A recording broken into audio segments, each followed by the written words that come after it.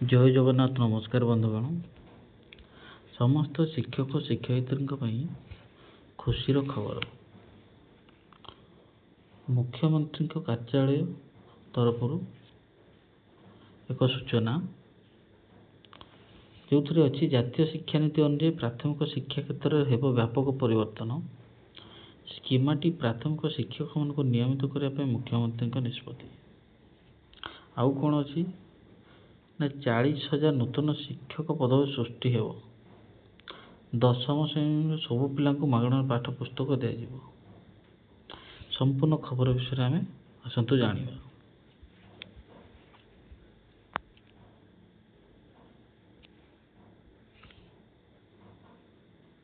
11 अगस्त 2025 जातीय शिक्षा नीति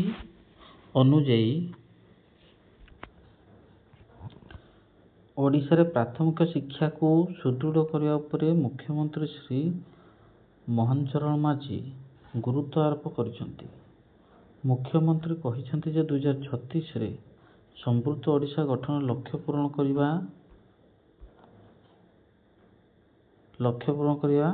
प्राथमिक शिक्षार यथेष्ट गुरुत्व रही तेणु यह दृष्टि रखी गुणात्मक शिक्षा प्रदान उपर अधिक फोकस करने को से निर्देश देते आज लोकसेवा भवन में मुख्यमंत्री विद्यालय गणशिक्षा विभाग कार्यक्रम समीक्षा कर यही परामर्श देवा सहित अनेक नूतन निष्पत्ति नहीं मुख्यमंत्री निष्पत्ति अनुजाई स्कीमाटिक प्राथमिक शिक्षा को नियमित करने पदक्षेप ग्रहण कर 2024 अक्टोबर रे जो मैंने चयन कर आगु अच्छा समस्त स्कीमाटिक प्राथमिक शिक्षक मान रेगुलर करा आउ कौन अच्छी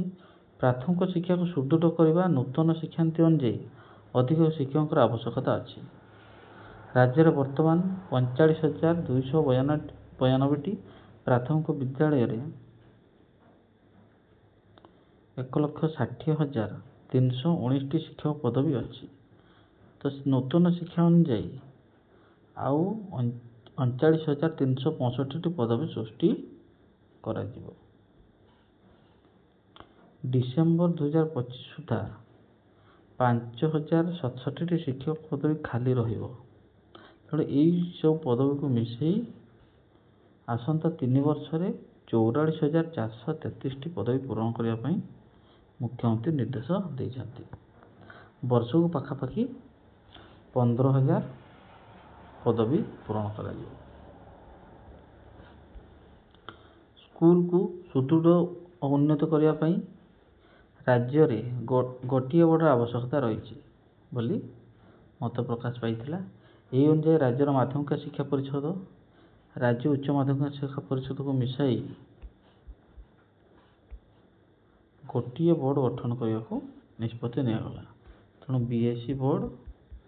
और सीएचसी बोर्ड को मिसाई गोटे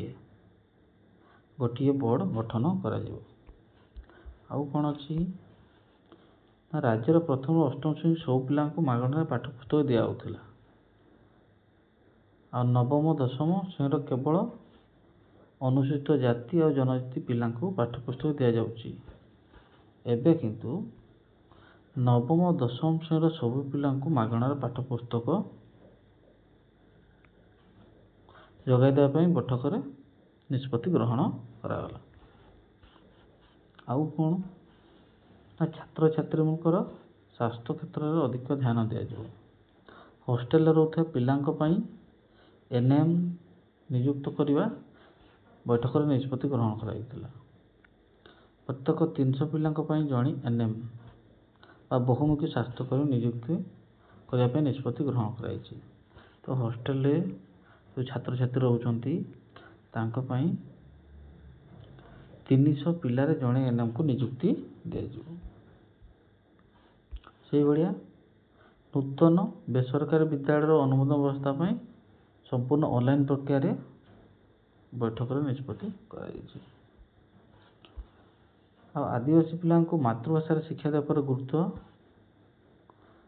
करने को मुख्यमंत्री परामर्श देते पिला भाषागत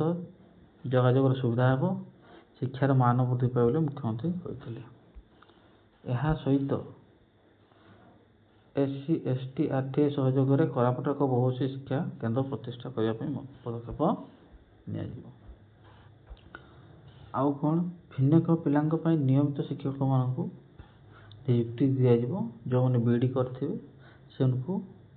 ବିଭିନ୍ନ କ୍ଲଷ୍ଟରରେ ରିସର୍ଚ୍ଚ ପର୍ସନ ଭାବେ ନିଯୁକ୍ତି ଦିଆଯିବ। NCERT ଢାଞ୍ଚାରେ ACERTକୁ ବିକଶିତ କରିବା ପାଇଁ ମଧ୍ୟ ନିଷ୍ପତ୍ତି ନିଆଯାଇଛି।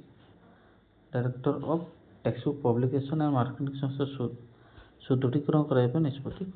ହୋଇଛି। ତ ଏହି ବୈଠକରେ କେଉଁମାନେ ଥିଲେ? ରାଜ୍ୟ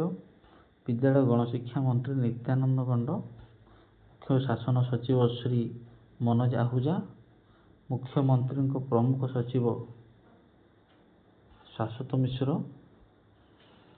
ଅର୍ଥ ବିଭାଗ ପ୍ରମୁଖ ସଚିବ ଶ୍ରୀ